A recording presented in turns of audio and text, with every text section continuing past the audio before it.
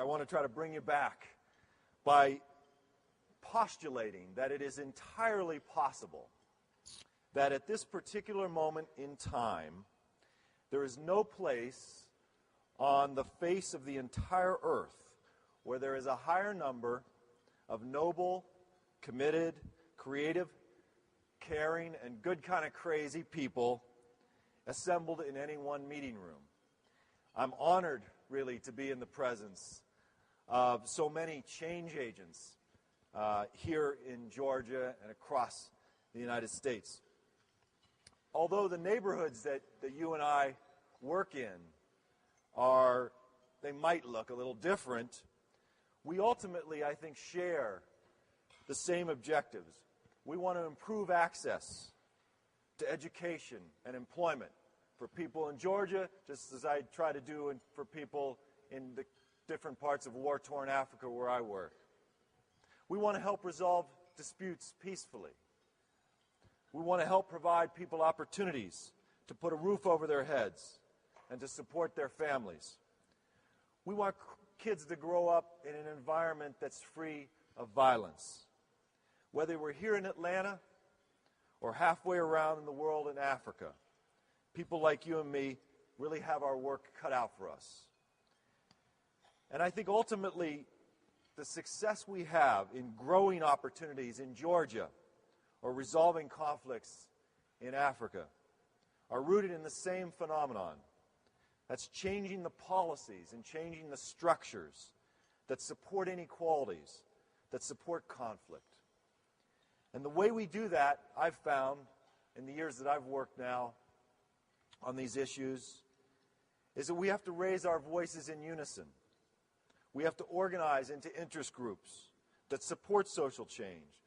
We have to build movements that our elected officials simply can't ignore. The one maxim I think I've learned from working in the White House and working in the State Department, working in Congress, working in the UN, working in non-governmental agencies all over Africa and here in the United States, the one maxim that I've learned is if we don't create a political cost for inaction, we will get inaction from our elected officials. If we don't create a cost for inaction, that's what we're going to get, inaction.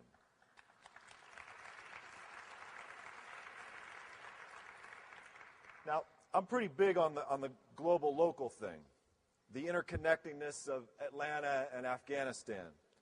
So what I want to posit to you today is that there are arguably two defining international issues facing our generation, those of us here assembled in this room.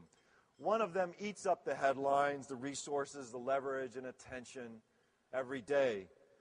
The other is largely ignored, overridden, and given occasional lip service. Both are windows into larger issues that define who we are and what we stand for as a society. The first one is obvious, Iraq, and its shattered window into the larger war on terrorism. But I'm here today to talk to you in part about the second, I think, defining foreign policy crisis of our age. That is Darfur and its window into how we as Americans, as part of a larger global community, respond to genocide, respond to crimes against humanity, respond to massive human rights abuses, and to civil wars around the world. Who are we as a people? So let me start by taking you for a second to Darfur. I travel a lot there and spend a lot of time inside war zones in Africa, and particularly over the last few years I've spent a lot of time in Darfur itself. And on one of my trips I went with a woman named Samantha Power, who wrote the Pulitzer Prize-winning book about genocide. And we traveled along the border of Darfur and of Chad. And we ran across a woman living under a tree with her family, a woman named Aminas, a woman from Darfur. And we sat with her for a long time, and she began to tell us her story. Aminas had 4 children. She woke up one morning to the sound of airplanes circling overhead, which suddenly dropped their payload of bombs. They were Russian Antonov fighters, and they dropped bombs onto her village. Everybody obviously began to run, those that survived the initial bombing. She, with her 4 children, grabbed 2 of them, put them on her back, both sides of her back, and grabbed the other 2 in her hands. She had no chance, no time to collect the possessions of her entire life and her generations before her. She just knew that she had to run for her life, for her family's life. That was her only chance for survival. She made it about 300 yards. The sound slowly of the Antonov planes was replaced by the sound of the approaching militiamen on camelback and on horseback. And she made it about 300 yards, and she was stopped by one of the militiamen who grabbed her 5-year-old son named Adam out of her left arm.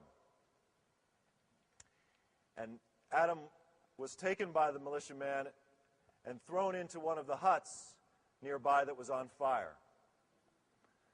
Now, Adam screamed for his mother to save him, but she knew that she had no choice. To save her remaining 3 children, she had to keep running. So she kept running. And about 200 yards later, another militiaman rode up to her, stopped her, and grabbed Assam, her 7-year-old son, out of her right arm. And before she could do anything, before she could stop, before she could jump in front of the militiaman, he shot Assam twice and killed him instantly. She never had a chance to bury her children, but she made it to safety, made it to where Samantha and I found her under the tree. And her 2 sons survived the 15-day trek. God knows how they did it. With God's help, they did it. And at the end of our long talk, we talked about her family, her dreams, her hopes, her desires, her shattered plans for her future. But she looked at Samantha and I with fire in her eyes and said, you must do something. And we knew, of course, taken aback as we were, that she didn't really mean us as the 2 people sitting in front of her. We could have been Martians that landed, for all she knew. But she meant all of us. She meant anyone who possibly could hear a story like that. How can you now turn away from these kinds of issues, from her plight, from the plight of Darfur, from the plight of our fellow brothers and sisters halfway around the world? Well, in Darfur today, there are 2.5 million Aminas. There are 2.5 million survivors of this first wave of genocidal attacks by the government of Sudan. They've been rendered homeless by this genocide. These are the survivors. You've seen the pictures from the Holocaust. You've seen the barbed wire, the black and white grainy video that occurred 6 decades ago. Well, it's too late, sadly, to save those people. It's too late to save the people in Rwanda, the 800,000 people who died in that genocide in 1994 in 100 days. But it's not too late to help protect, to help save the life of Amina and the other 2.5 million Darfurians who survived this onslaught. Why is something like genocide being committed in the 21st century after all that we progressed so supposedly as a human race? Well, you've all heard the maxim, maintain power by any means necessary. And in 2003, the government of Sudan faced a rebellion in the western region of Sudan called Darfur.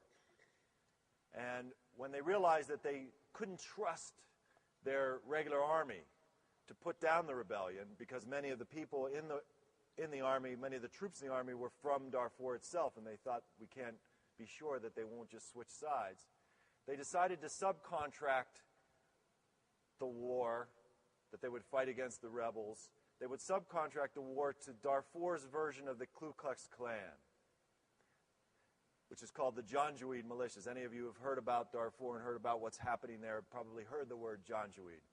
Collection of militias, as representative as the KKK is of U.S. sentiment, the Janjaweed are representative of Darfur, a very small group of people preying on others with a racist ideology. And so the government of Sudan used these people then over the course of the next couple of years to burn literally 1,500 villages of non-Arab descent in Darfur. You can look at it yourself. Google Earth just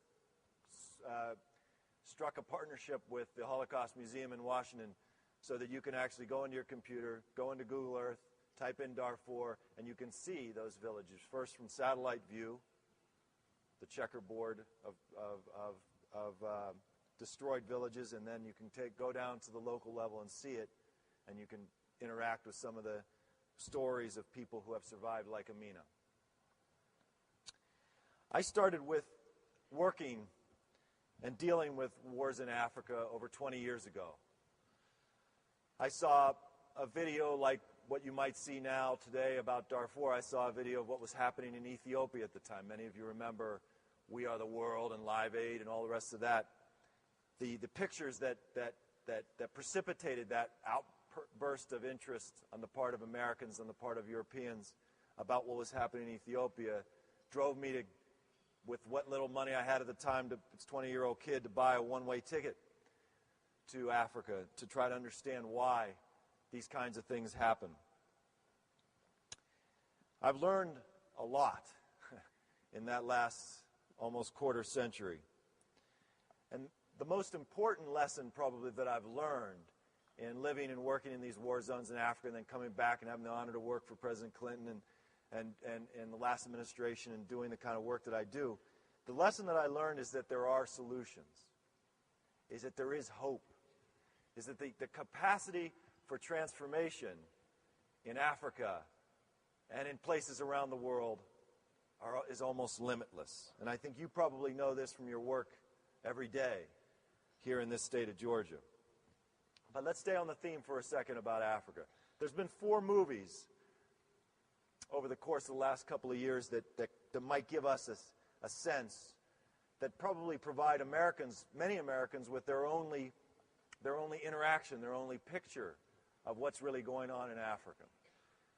Blood Diamond with Leonardo DiCaprio, talking about the diamond industry in Sierra Leone. The movie The Lord of War with Nicolas Cage, with its backdrop, the Civil War in Liberia. We had the Academy Award winner Forrest Whitaker did The Last King of Scotland, about Uganda and about the dictator Idi Amin's reign. And then we have my co-author's movie, Don Cheadle's movie, Hotel Rwanda. And all 4 of these movies depicted Africa at its these African countries at their lowest state, at their most difficult moment. The moment when the people were crying out, when they were preyed upon by a very small group of people, like the Janjaweed now in Darfur and the government of Sudan. And what we don't see, of course, by going to those movies, in every one of those things, there are Africans terrorizing Africans, and you see this terrible violence, and you walk away going, my God, is there any hope at all for that continent? But what you don't see in those films is, if you fast forward to the present, in any of those 4 places, Sierra Leone, the Blood Diamond, the location of Blood Diamond. Today, there's been a free and fair election. There's positive economic growth rates. The government is getting a proper regulation of its mineral resources so that it can produce clean diamonds instead of these blood diamonds that fueled the war. Liberia, the Lord of War backdrop. Again, you saw that movie and you saw the way Liberians that were depicted in the movie and how they treated each other. Think there's absolutely no hope for the continent of Africa. Go to Liberia today. I was an observer in the last election where the first woman president of Africa was elected. Free and fair election. We could learn a lesson from them.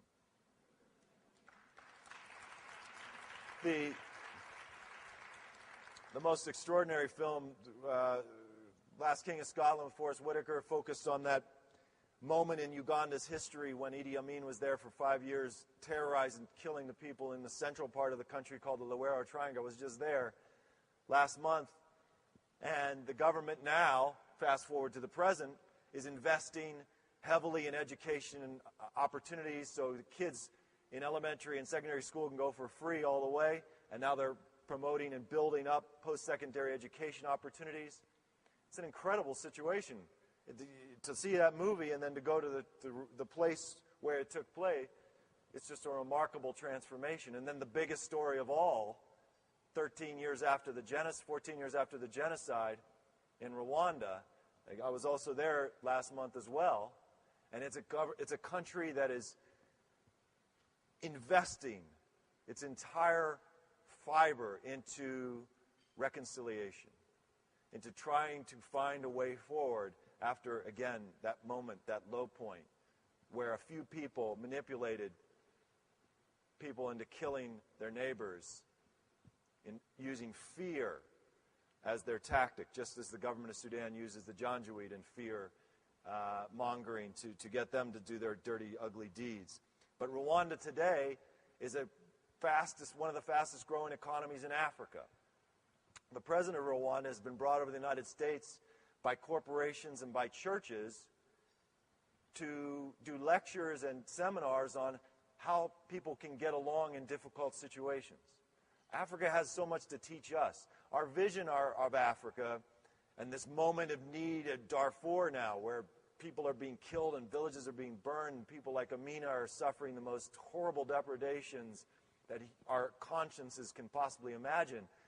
There are moments. We had our Civil War. We had our history.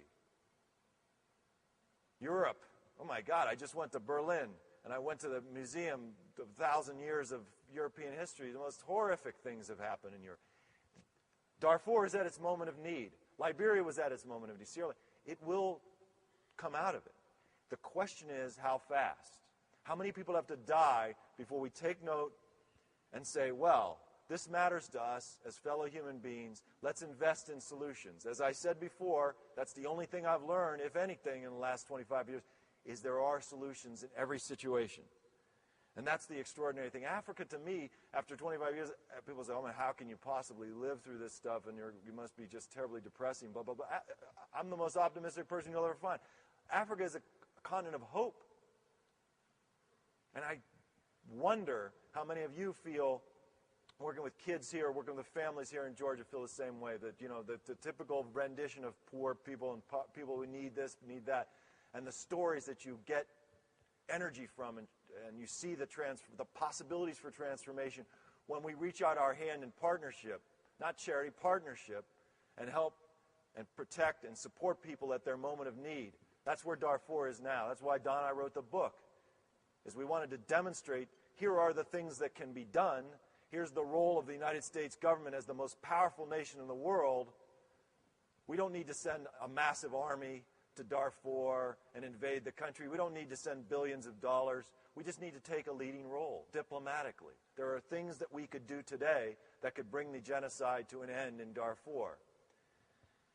I am struck by constantly by all of us who listen to the old speeches that Martin Luther King gave or read his oratory. And one of his great lines, I don't even know if it was his or whether he appropriated it for the purposes of what he was trying to get across, but the whole idea of the arc of history bending towards justice. And the addition I would make, humbly, to Dr. King's extraordinary insights, is that arc bends, that we can actually affect how fast the arc bends towards justice.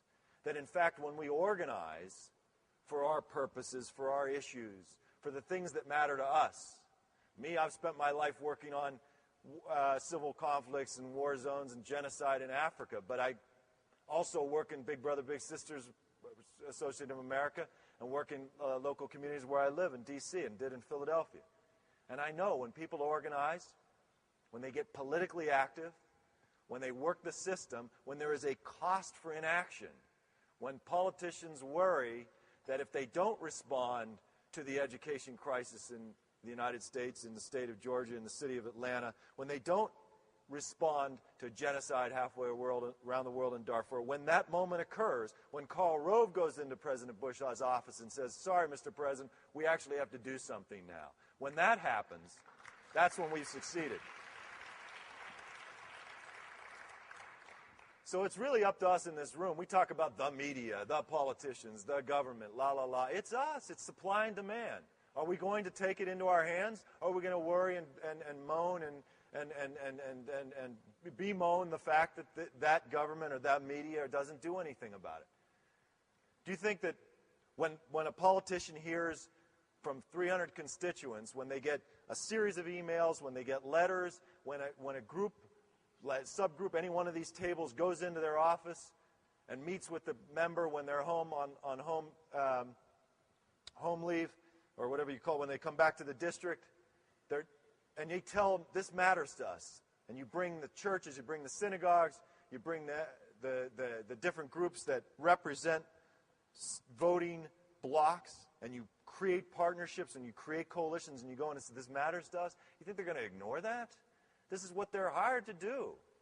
It's just how well do we organize. The day after the horror in Virginia Tech, you know, the biggest, the group that was on at 9 a.m. in almost every office in Congress. I know I'm in D.C., in that insidious place inside the Beltway, where we all breathe the same fumes, and every once in a while you go like this and you see the NRA was in everybody's office. They were organized. They knew, somebody just used a thing that they got off the internet to kill people. We're going to have trouble tomorrow. We got to be organized. Why is it that the forces for this kind of stuff are the one? And I'm not impugning the NRA. Good for them. They figured it out a long time ago. We've got to figure it out too. We organize for the things that matter to us. If education for children in this country matters to us, we've got to organize better, so that in this extraordinary opportunity where we actually have presidential candidates who have a clue, are running for the highest office in the land, we have to organize and have our voices heard, so that gets on the radar screen of hopefully either President Obama or President Clinton or President Edwards, whoever is going to end up. Sorry, that's supposed to be nonpartisan. Apologize. But we got an incredible opportunity, and it's truly, truly in our hands. We'll squander it or we'll seize it. It's pretty much up to us. So I diverted. Sorry, I want to stay on my. And frankly, I would love it if we could do the Q&A, not even Q&A, but comment discussion. It would be much more interesting to me. But than to hear myself drone on. But the bottom line for me is, now go back to what we talked about at the beginning, when Aminas said, you must do something. You know now. So to take a moment again for the people of Darfur who are suffering the world's most heinous crime. As we speak, genocide is being committed. It's not the documentary or the black and white video of 60 years ago. It's now. And the United States, if it took the leading role that it should in the Security Council of the United Nations, we could stop it. And we don't have to send a big army to do so. There are solutions. We have a little literature out on the table if you want to get it, give you all the kind of things you can do if you're interested in getting involved. But if our government is going to act on Darfur or any of the other issues that we care about today, it will be because we citizens, people like us in this room and our families and our friends and our colleagues, make enough noise and tell our government that it matters to us as voters in this United States of America. So how do we make noise on the issue of something like genocide half the world away? Well, it's really easy. There's many things you can do. The reason why Don and I wrote that book, another reason is to give people a roadmap. Okay, I care that genocide occurs, but what the hell could I do? I care, but if I did something, how could that possibly make a difference? Well, now we've tried to compile why it would make a difference, how you can make a difference in one little thing. Just a few ideas. You join an organization. There are extraordinary things that have happened in the last few. Frankly speaking, I don't know if one can, with a straight face, positively assert that anything good has come out of this last 6 years in this administration. But the one thing that I would argue, another partisan thing. I'm sorry. But the one thing I would argue is positive, that for our purposes, is that people all over the U.S. are organizing against things that they feel are completely wrong, feeling that the government has been taken away from the people, by the people, for the people. That is unacceptable. And so in my little neck of the woods, working on Africa, working on genocide, it is an unbelievable thing that has happened. Going around to high schools and colleges all over the country and seeing groups springing up on almost every campus in the United States of kids who are, none of whom have ever been to Darfur, who are setting up clubs and groups and local chapters of organizations committed to ending genocide in the 21st century. I mean, it's mind-blowing to me. And Jewish groups and Christian groups and African-American groups all over the United States taking the lead in town halls and synagogues and churches in organizing to have, and sometimes it's only 10 or 15 people, but sometimes it's 1,000 people, getting together and working to try to say, how can we, as American citizens, how can we, as residents of this country, the most powerful nation on earth, how can we demand, more effectively demand, that our government not stand idly by while people are slaughtered? You can join a number of different organizations. Amnesty International has chapters in every district. There's new groups that are springing up, like the Genocide Intervention Network. Students started this group. It's a national group now. Membership group. You want to stop genocide? Join Genocide Intervention Network. It's extraordinary. You can contact your representative. You guys know this better than anyone. But again, from somebody who's worked in the White House and Congress, there still isn't a better way for elected officials to quantify citizen sentiment about a particular issue. Is when they get a deluge of mail or emails or calls or a number of meetings that just keep coming about a particular issue, that's how they're going to respond to that. There isn't a lobbying firm in K Street supporting genocide, against children's education. I mean, they don't exist. It's in our hands. It's how effectively are we going to organize and then let our representatives know it's not acceptable to do nothing here. In fact, it's not acceptable just to co-sign legislation, co-sponsor legislation, or be a passive supporter with your little grade. No, we want you to be a leader on this issue. And here's what it means to be a leader, X, Y, Z, whatever the issue is. And then we're going to watch as voters, and it's going to matter to us how you do on this issue when we vote. It's up to you. If you ignore us, fine, but let's see what happens. Take your chances. You can call the White House directly on this issue. They have a White House line that accepts calls, a number of operators. They tally up the votes every day on issues that come up, and when there's a surge, guess whose office it goes to? Mr. Rove. So we've tried over the last few months to surge the lines on the issue of Darfur because the president is in the process of making some decisions about what he's going to do. 4 years into the genocide, he's finally making some decisions about what to do. And you can call, it's not going to be hard to forget this or hard to remember this one, 1-800-GENOCIDE. Started by those kids, Genocide Intervention Network. You call 1-800-GENOCIDE. It connects you to a little voice that tells you a little bit about what's going on right now, 30 seconds, and then boom, they connect you to either your local congressperson's office or senator's office or the White House, your choice. Press 1, press 2. And then you can tell directly to the White House, this is what I think. It's unacceptable for the President, for the United States of America to stand by while genocide is being committed, while you invoke the Genocide Convention and then do nothing about it. Boom, that's the end of the thing. 60 seconds of your day is now wasted making that call. When Cheadle and I went around last month or 2 weeks or 3, whatever it was, doing this book tour, we went, wherever we would go, we would get the people who assembled to listen to our stuff, we would get them to call. And there were massive surges in the towns that we would visit of calls to the White House comment line telling President Bush to do something about the genocide in Darfur. I heard this morning on talking to some friends of mine that working there that still speak to me, in the White House that he's considering actually taking action in the next week. So we'll see. Now's the time. Again, squeaky wheel gets the grease. Squeak as loud as you can on the issues that matter to you. That's what's going to get the grease. So you can join an organization. You can write a letter to or visit your congressperson. You can call the White House 1-800-GENOCIDE. You can write to your local paper, letters to the editor. Another thing we don't do enough, I talked earlier about supply and demand, about politics. Supply and demand in the media, it's a business.